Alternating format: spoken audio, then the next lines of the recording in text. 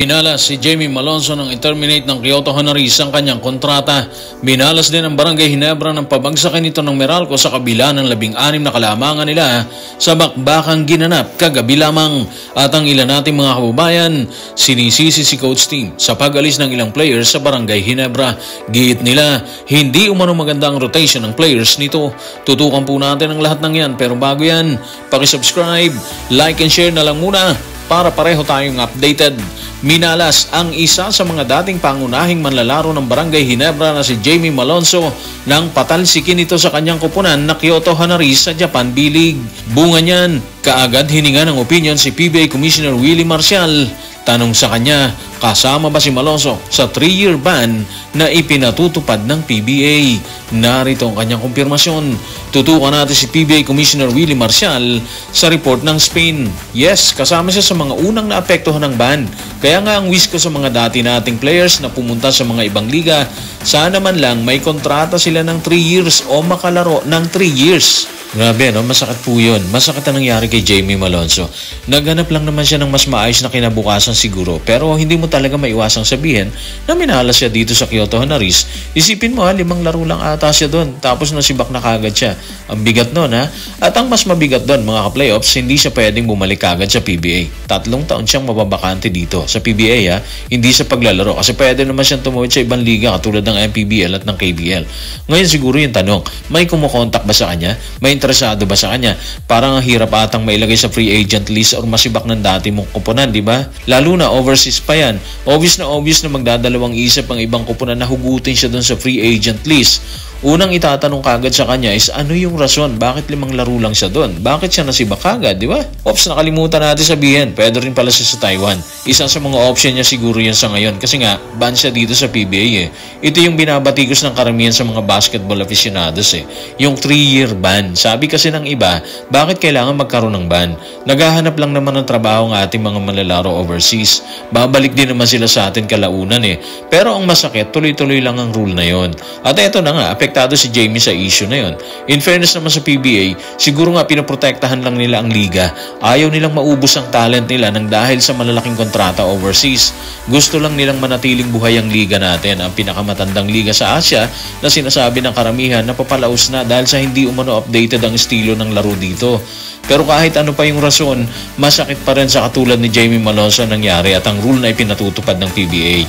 Siyang direktang apektado sa ngayon dahil sa termination ng kanyang kontrata sa Japan B-League team na Kyoto Hanaris. Kung minala si Jamie Malonzo sa Japan B-League, hindi naman naiiba ang kwento sa dati nitong kupunan na Barangay Ginebra. Lamang ang Gin Kings ng 16 na puntos, subalit tila isang gutom na leon ng Meralco nang mag-rally ang mga bata ni Coach Luigi Trillo para tuloy ang angkinin ng panalo. Tanong, ano ang nangyari sa kanila base sa paliwanag ni Coach Tim Cone? Tutukan natin ang mga sinabi niya sa report ni Jerry Ramos sa Spain. Sa tingin ko maganda naman ang nilaro namin ngayong gabi eh. Ang problema lang, hindi namin na ipagpatuloy ang momentum. Nagsimula yan sa mga galing sa bench, hindi nila napanatili ang lamang namin. At nang bumalik naman sa court ang unang grupo, hindi na rin nila na ibalik ang dating rhythm. Na-overplayed at napagod kami sa laro. Parang pareho lang ang nangyari kay Jamie Malonzo at sa Barangay Ginebra. Isipin mo ha, lamang pa sila ng 16 points ang Barangay Ginebra sa bakbakan versus Meralco. Pero hindi nila kinayang tapusin ang laban.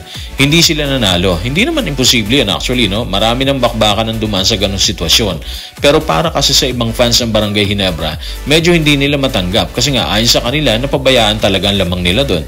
Actually, aminado naman si Coach Tim na nawala yung momentum. Hindi nila naituloy yung momentum na hawak nila sa kaagahan ng bakbakan nila ng Meralco Bolts. Hindi na rin daw kinaya ng bench players niya na hawakan yung kalamangan nila eh. Para sa akin, mabigat yun kasi kung titingnan mo yung game at yung pahayag niya, nawala talaga sila sa forma nung gabing yon. At siguro ito na rin ang posibleng rason bakit medyo hindi siya gumagamit talaga ng maraming players. Bakit ayaw niyang palitan yung first 5 niya kahit sobrang pagod na sila doon, di ba? Napapansin niyo yan eh. Ayaw niya kasing mawala ang momentum na dala-dala ng kanyang grupo. Ayaw niyang masira ang nasimulan ng mga pangunahing manlalaro ng Barangay Ginebra. Yun siguro. Sa akin lang yun ha. Hindi ko sinabi na yun talaga yung rason. Ang sa akin lang, posibleng isa yun sa mga rason kung bakit ko konti talaga ang ginagamit niyang players dati.